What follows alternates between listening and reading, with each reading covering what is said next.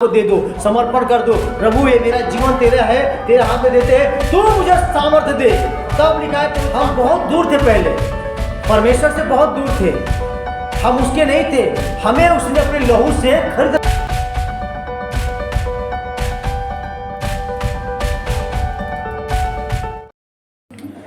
Hallelujah. प्रभु यीशु मसीह के मधुर और मीठे नाम में आप सबको जय मसीह की। सब खुश हैं?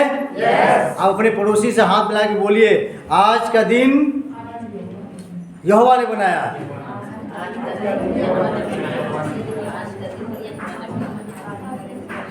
सबने मिला लिया? अभी दोबारा बोलना, प्रभु आपको आशीष दे। हाथ मिला के बोलिए।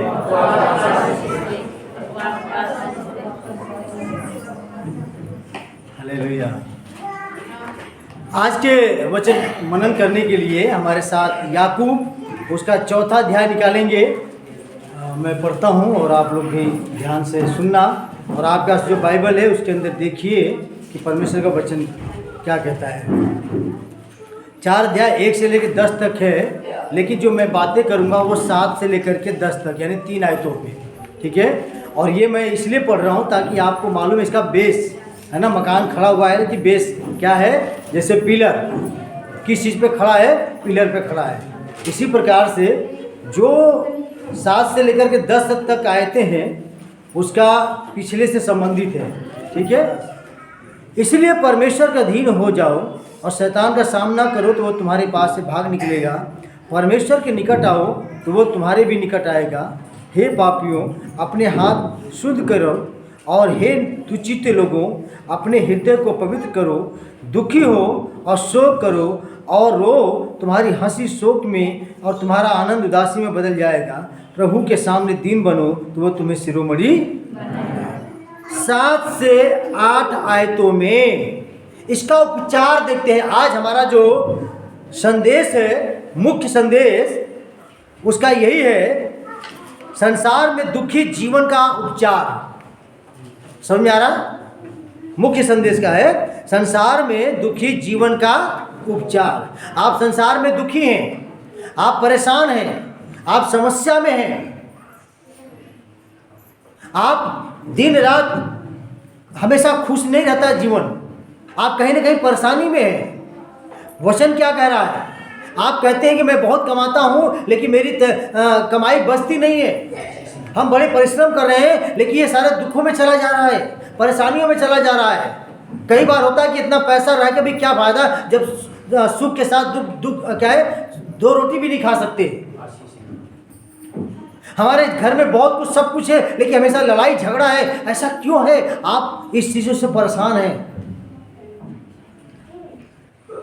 इसलिए इसका उपचार क्या है, जो हमने इसका सब्जेक्ट विषय बनाया, संसार में दुखी जीवन का उपचार। अब है 7 से लेकर के 10 तक लिखा है, इसीलिए परमेश्वर के अधीन हो जाओ और शैतान का सामना करो तो वो तुम्हारे पास से भाग जाएगा। यहाँ पे मैं आपको 3 बातें बताऊंगा, 3, और इन्हीं तीनों बातों में है। पहली बात क्या है? परमेश्वर के अधीन हो जाना। क्या होना? परमेश्वर के अधीन हो जाओ। हम बहुत दूर थे, पहले परमेश्वर से बहुत दूर थे, हम उसके नहीं थे, हमें उसने अपने लहू से खरीद रखा है। हम शैतान के अधीन में थे, लेकिन अब किसके अधीन होना है आपको? परमेश्वर के। जैसे लड़की अभी तक जिसकी शादी नहीं हुई वो किसके अधीन में है? माँ बाप के अधीन में है।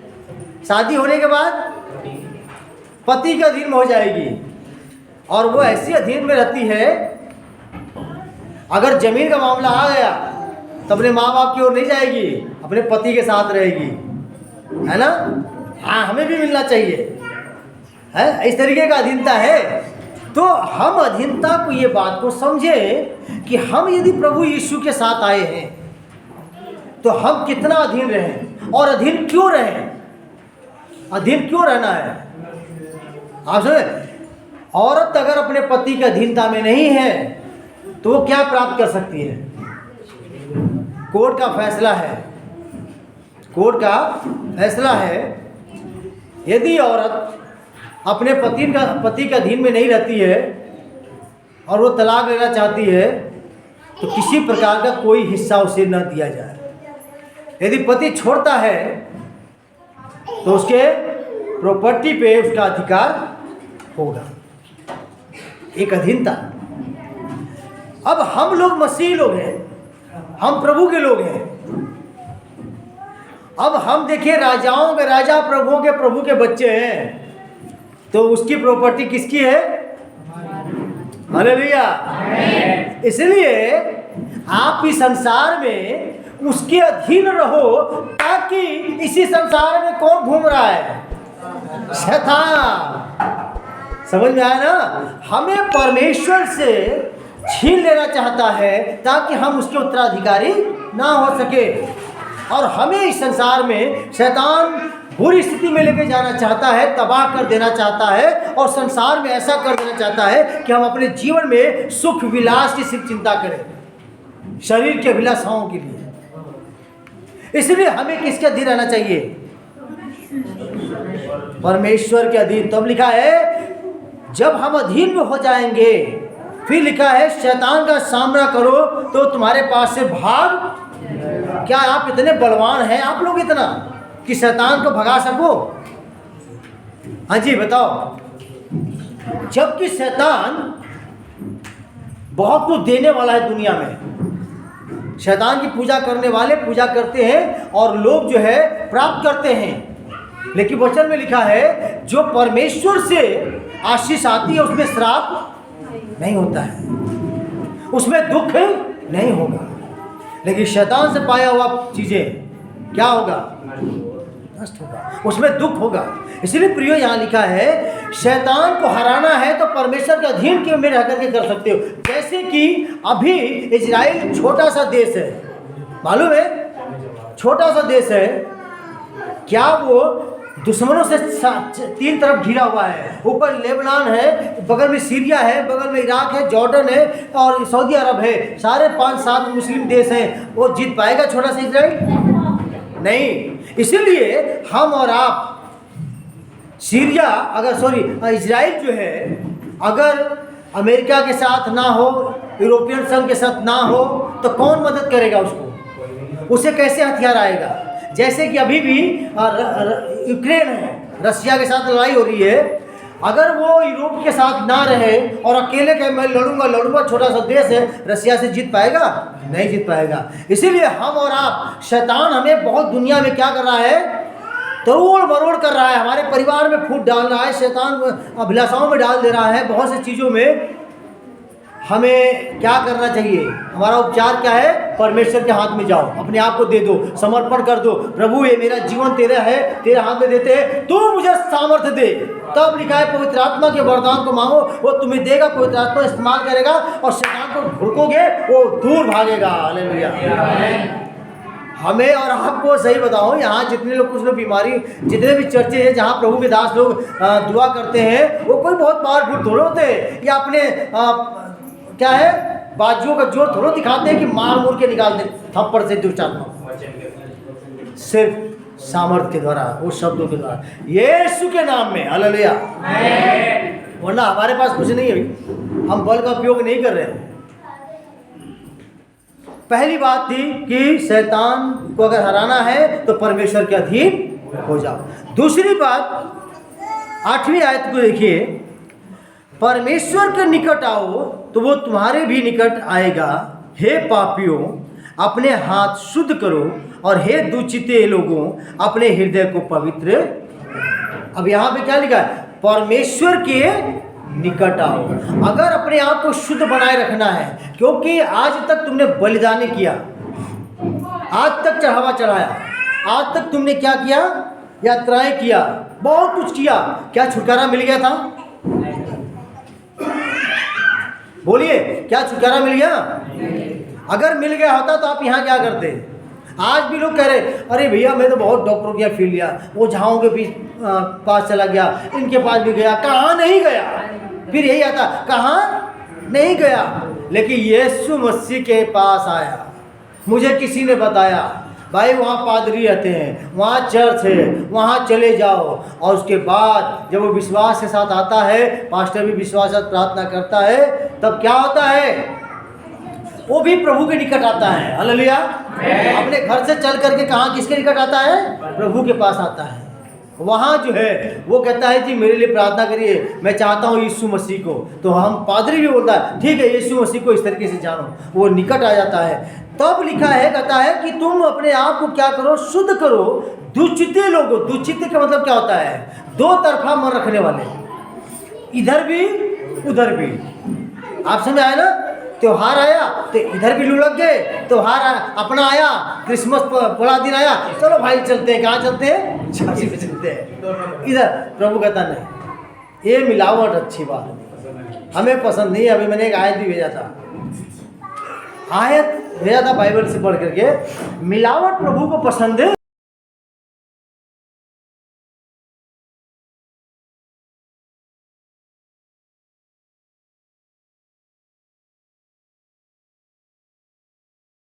यहाँ तो खुद परमेश्वर को जानना है, उस परमेश्वर का अधीन में हो जाना है, उसके निकट आओ और अपने आप को शुद्ध कर लो।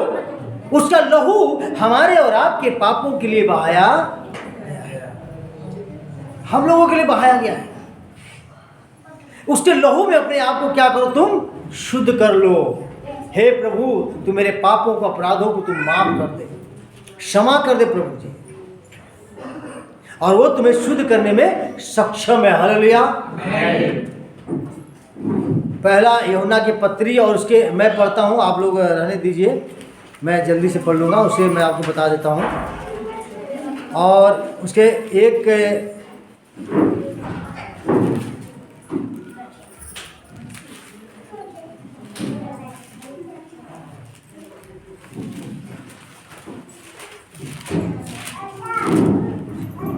यहाँ लिखा हुआ है 1 के 8 और 9 में, यदि हम कहें कि हम में कुछ भी पाप नहीं तो हम अपने आप को धोखा देते हैं और हम में सत्य नहीं है। यदि अब हम अपने पापों को मान ले तो वो हमारे पापों को क्षमा करने और हमें सब अधर्म से शुद्ध करने में विश्वास योग्य और धर्मी है। क्या करने में? शुद्ध करने में विश्वास योग्य और धर्मी परमेश्वर है। इसलिए प्रियो, हमें अपने आप को क्या कर लेना चाहिए? शुद्ध कर लेना चाहिए। और प्रभु बुला रहा है कि मेरे निकट आओ, हे सब परिश्रम करने वाले और बोझ से दबे हुए लोगों मेरे पास आओ। मत्ती 11:28 में लिखा है। तीसरी बात है, 10वीं आयत को पढ़ेंगे, प्रभु के सामने दीन बनो तो वो तुम्हें शिरोमणि। कैसे बनना है? प्रभु के पास आकर के दीन बनो, प्रभु के सामने दीन बनो। आपका जीवन पहला कैसा भी हो, बहुत आप घमंड करते रहे हो, बहुत मैं चिल्लाते हो, अपने धन को लेकर के, अपनी पर्सनालिटी को लेकर के, अपने कुनबे को लेकर के। बहुत से लोग कहते हैं तुम्हें मालूम है मेरा कितना बड़ा कुनबा है, हमारे से कोई ना पंगा नहीं ले सकता है, हमारा बहुत बड़ा कुनबा है, एक आवाज़ में तुरंत लाठी लेके आ जाएंगे लोग। दूसरा आया, कहता तुझे पता मेरे पास कितना धन है, पंगा न लेना, मैं तो यूँ बहा दूंगा पानी की तरह थाने में जा करके, मेरा कुछ नहीं होगा। धन पे घमंड है, बहुतों को अपनी सुंदरता पे घमंड है। अरे मेरे जैसा तो कोई है ही नहीं है। आज तुझे मैं बताऊं कितना तू सुंदर है, शैतान से ज़्यादा सुंदर है। शैतान सिंह वाला नहीं है, लंबे लंबे दांत वाला नहीं है। लिखा है वो फरिश्ता, और खूबसूरत है बंदा, और टैलेंटेड भी है, बहुत खूबसूरत है। इसलिए अपनी खूबसूरती पर घमंड नहीं करता। बड़े ज्ञानी भी है वो, इसलिए ज्ञान पे घमंड न करिए, बल्कि दीनता और नम्रता के साथ रह करके प्रभु के चरणों में आओ। लिखा है तब वो तुम्हें शिरोमणि बनाएगा, ऊंचा उठाएगा। हालेलुया। यदि आप दीन और नम्र होकर के परमेश्वर के समीप आते हैं, अपने आप को समर्पण कर दीजिए। अपने आप को क्या करिए? समर्पण कर दीजिए प्रभु के पास। हे प्रभु, बस तू मेरा प्रभु है, तू ही मेरा परमेश्वर है, मैं तो कुछ भी नहीं हूँ, मैं पापी और अधर्मी हूँ, मेरी शिक्षा कुछ नहीं है मायने रखता। जब तू मिल जाएगा तो मैं जानता हूं कि हे परमेश्वर, तू अनुग्रह करेगा। इसलिए प्रियो, यहाँ पे हमें प्रभु के सामने अपने आप को दीन और नम्र कर देना चाहिए। आज का संदेश को आप समझ में आया आपको? इस संसार में आप दुखी परेशान हैं, परेशानियों में हैं, तो वचन कह रहा है कि इस संसार में दुखी जीवन का उपचार प्रभु के पास है। हालेलुया। अपने आप को अधीन कर दीजिए प्रभु यीशु के, उसके निकट आओगे तो वो भी तुम्हारे निकट आएगा। तीसरा, अपने आप को दीन और नम्र करिए, क्योंकि प्रभु के पास आने के बाद भी लोगों को जाति का घमंड होता है। मैं तो इस जाति का हूँ, मैं तो इतना पैसे वाला हूँ, मैं सबसे खूबसूरत हूँ, या हो सकता है बहुत बड़ा। ऐसा नहीं कहना है, बल्कि दीनता नम्रता के साथ आराधना करने के लिए प्रभु के भवन में आया करो। हालेलुया। इस वचन के द्वारा प्रभु हम सबको आशीष दे। प्रार्थना करेंगे छोटी सी। हे पिता, हम धन्यवाद करते हैं इन सब को तू बहुत ऐसे आशीष और बड़ी बरकत दे। जो वचन बोया गया 30-60 गुना फलवंत कर, यीशु के नाम में दुआ मांगते हैं। हालेलुया। प्रभु के लिए तालियां।